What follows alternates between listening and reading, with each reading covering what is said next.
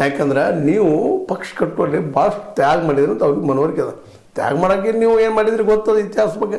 ಎಲ್ಲರೂ ಕೂಡಿದವರು ತಪ್ಪು ಮಾಡಿದವರು ಇದ್ದಾರೆ. ಮತ್ತು ಹಂಗೆ ದುಡ್ಡು ಯಾರು ಕೊಡ್ತಾರೆ? ನೀವು ಪ್ರಾಮಾಣಿಕತೆ ಯಾರು ದುಡ್ಡು ಕೊಡ್ತಾರಾ? ಇಲ್ಲ.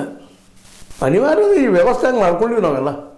ಕಲ್ಲು ಮಾರ್ಕೊಳ್ಳೋದು, ಖನಿಜ ಮಾರ್ಕೊಳ್ಳೋದು, ಗಿಡ ಮಾರ್ಕೊಳ್ಳೋದು, ಹಳಿ ಮಾರ್ಕೊಳ್ಳೋದು, ಮುಸುಕು ಮಾರ್ಕೊಳ್ಳೋದು, ಏನು ಮಾರ್ಕೊಳ್ಳೋ ಸಾಧ್ಯ ಎಲ್ಲ ಮಾರ್ಕೊಳ್ಳೋದು. ಅದಕ್ಕೆ ತಮ್ಮ ರಾಜಕೀಯ ಭವಿಷ್ಯಕ್ಕೆ ತಮ್ಮ ಭವಿಷ್ಯಕ್ಕೆ ಇಂಥ ಒಂದು ರಾಜಕೀಯ ವ್ಯವಸ್ಥೆ ಒಳಗೆ ನೀವು ಅತ್ಯಂತ ಫ್ರಂಟ್ ರನ್ನರ್ ಅದಿರಿ. ಇವತ್ತು ಮುಂದೆ ಓಡೋರು ಸಿದ್ದರಾಮಯ್ಯ ಬಿಟ್ಟರೆ ನೀವು.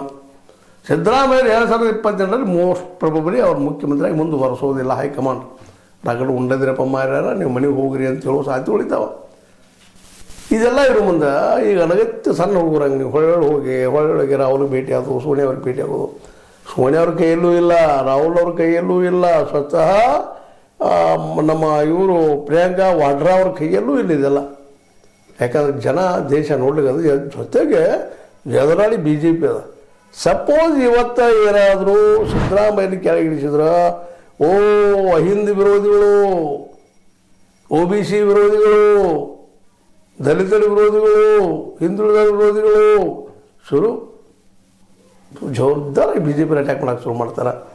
ಮತ್ತು ನೀವಂತೂ ಈಗ ಹಿಂದೆ ಕೆಲವೊಂದು ಕೇಸ ಸಿಕ್ಕಾಕಿ ನೋಡ್ರಿ, CBI ನಿಮ್ಮ ಮೇಲೆ ಅದ, IT ಅದ, ಮತ್ತಿರೋದ, ಅವರೆಲ್ಲ ಚೂ ಬಿಡೋದಿಲ್ಲ ಅಂತ ಏನು ಗ್ಯಾರಂಟಿ ಅದ ನಿಮಗೆ? ನಮ್ಮ BJP